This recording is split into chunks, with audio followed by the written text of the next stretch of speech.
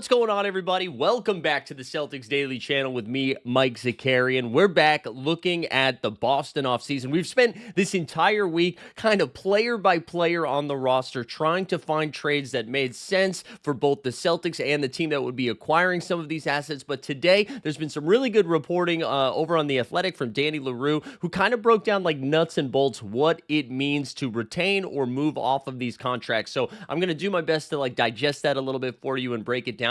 But before we get into today's episode, do me a favor, hit the little subscribe button and the notification bell so you know the next time we're dropping some more sweet Celtics content. It's good for the algorithm, but it's good for my heart. But we are going to get started actually with some very disturbing news that came out of New Orleans. Zion Williamson just with some disgusting allegations of some domestic abuse. It looks awful. I'm not going to break down the case beat by beat here. I recommend going and reading. There's been some really good reporting around the New Orleans area. You can go get a feel for what it is yourself. But it stems back to his time in Duke with a partner and just awful stuff. The NBA has had such a murky track record with how they penalize stuff like this. I mean, this is super serious, but there's the Miles Bridges situation that was over in Charlotte, in the Charlotte Hornets, where like he was suspended 10 games or 20 games, whatever it was. Kevin Porter Jr., who was like not really suspended, but just kind of cut from teams. The reason I bring it up for today's episode is that Zion's contract is super like interesting because he's had so many issues staying on the court for health-related things, for weight-related things. There's been a lot of concern about Zion's availability, and you can just look up Basketball Reference and see how many times he's played more than 35 games, and it's not a lot. So the way when they extended his contract, they basically like it was a big number, but the second you got to starting this season, it's no longer a guaranteed contract. So like sometimes, if a team wants to move off of a player, you're still on the hook for X amount of salary. The way his contract is designed, the Pelicans could just straight up cut bait. Now, I don't know if that is what they will do. I'm sure they're going to take a wait and see approach and see how this, I don't know if it goes to trial. I don't know how it's going to like legally play out, but imagine they wait. I'm sure the NBA will say they're going to investigate what happened as well, because again, even if it's not found that in like a court of law, the NBA still is a governing body. They have the ability to penalize as well. So I don't know how the Pelicans are going to handle this, but I bring it up because we mentioned them in different trade opportunities, right, throughout this entire week, because the Pelicans are in this weird spot where they have a lot of win-now guys. They have a lot of future assets. They're still collecting some picks from the Milwaukee Bucks from the Drew Holiday trade, They have some young talent that they were looking at probably moving off of, like we mentioned Herb Jones in a couple of deals. So the Pelicans are in just a weird situation. That organization continues to be cursed. It's just out of control. The Zion stuff, too, is like really gross. And there's just no room for that kind of behavior in society, but specifically in the league. So I hope if found that he is responsible for this heinous stuff that's been reported, I hope that the league and the law both respond accordingly, because there's no need for it. There's no need for it. But again, I just wanted to bring it up because I do think that impacts the New Orleans Pelicans this year, and also because they were like a trade partner in some of this stuff. So enough of that.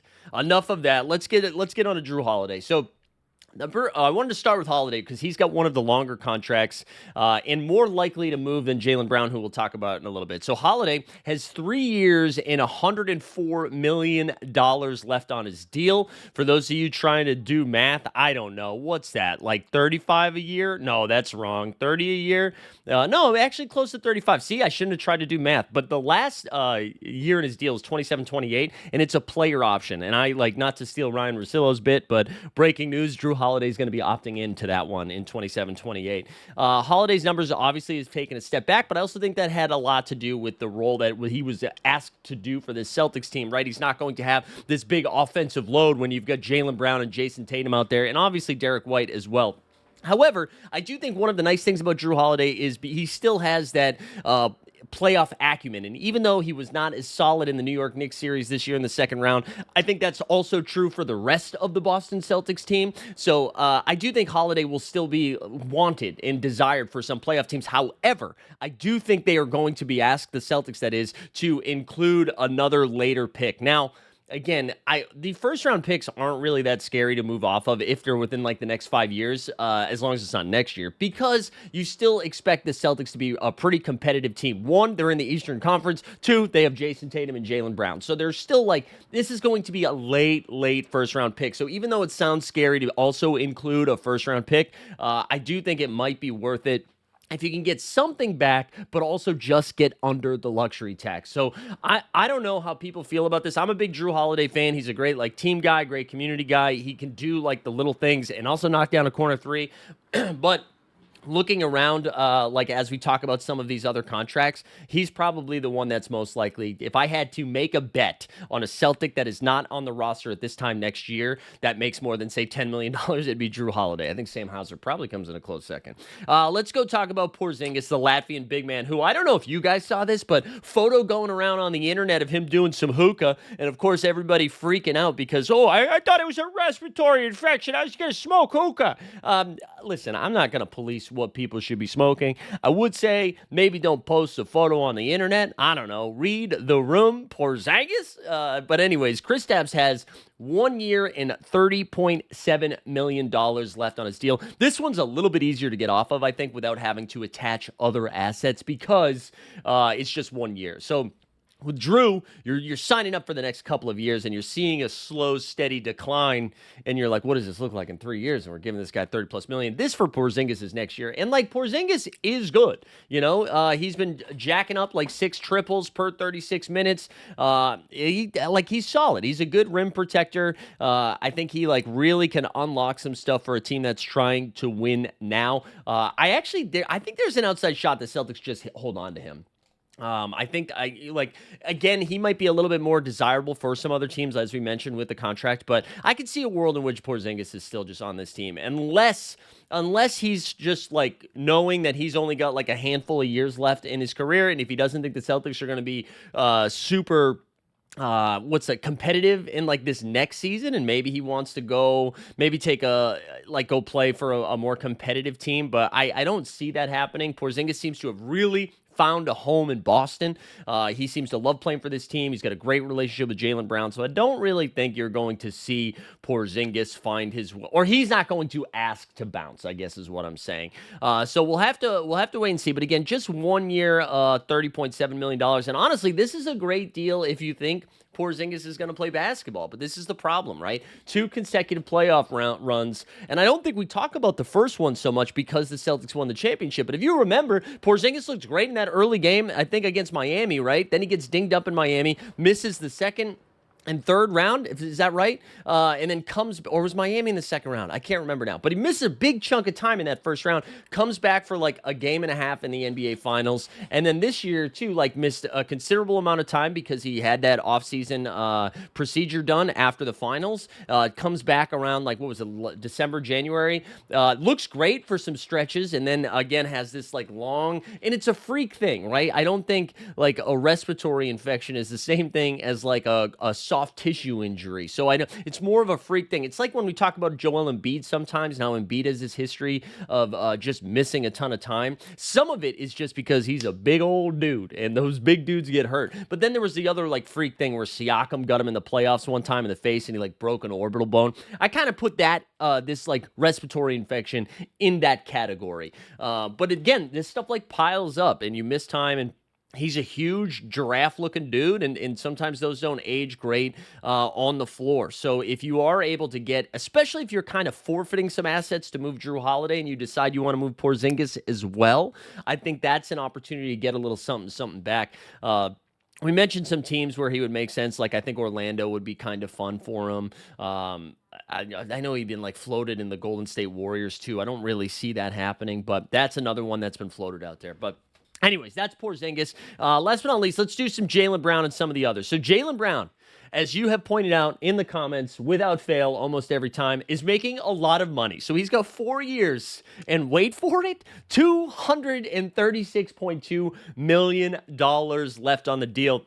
Now, again, reigning, or not reigning, well, reigning for another week or two. NBA Finals MVP, Eastern Conference Finals MVP, has made the All-Star team, has made an All-NBA. Like, he is a Boston Celtic. And a lot of people will say that he is overpaid and overpriced. Here's the thing. I think everybody's overpaid, all right? He's making like $50 million a year. Yes, he is overpaid. But this is like the market, right? He is a top, I don't care how you break it down. He did not make an All-NBA team, but he is like in that next range of guys, which means he's a top 20, top 25 player. And next year, assuming he's with the Celtics and assuming Tatum's not playing, he's going to make an All-NBA team because he's going to average like 28, 6, and 6. So JB like is a top 25 dude, and that is worthy of a max contract. Now, you might not agree with that, and you might want the owners to spend money differently, but in this league that we're currently in, though, like there's more than 30 maxes that go around, right? If you're saying he's a top 25 guy and shouldn't be paid max, like then how many maxes should there be? Only 5? Like, where do you draw the line at what the max is? And I get it. There are some like frustrating aspects of the game. We'll always point at the turnovers. I saw a crazy comparison online saying that you'd rather have Zach LaVine than Jaylen Brown straight up. Like, put the pipe down. Absolutely not. And like then they use turnovers to say why. Like, he's sloppy with the ball. Look it up. We all have Google. Look it up. Zach LaVine averages more turnovers not only in his career but in recent seasons than JB. So I don't want to hear that LaVine nonsense. But anyways, Jaylen, the only like reason I would consider the JB stuff, and I don't think you do it, but I think you listen. You listen to some of the options that are out there. If a team is willing, and I always go back to the Houston Rockets or the San Antonio Spurs, mainly because they have assets out the assets. I'm trying to, we worked on the wordplay. It's not our best stuff, but we tried. They have a ton of stuff. So if someone is willing to be like, hey, listen, we think we can win right now. Dallas is an example too, but their money is just so tough with Dallas to make it work. But if it's a team that's in win now mode, and it's like, we get this 3-year window. Our picks don't mean as much to us. These young guys don't mean as much to us. Let's make the move now. I'm willing to hear them out, okay? But I think you have to be blown away by the offer. I wouldn't be like Drew Holidaying this up where I'm just like, oh, yeah, take him.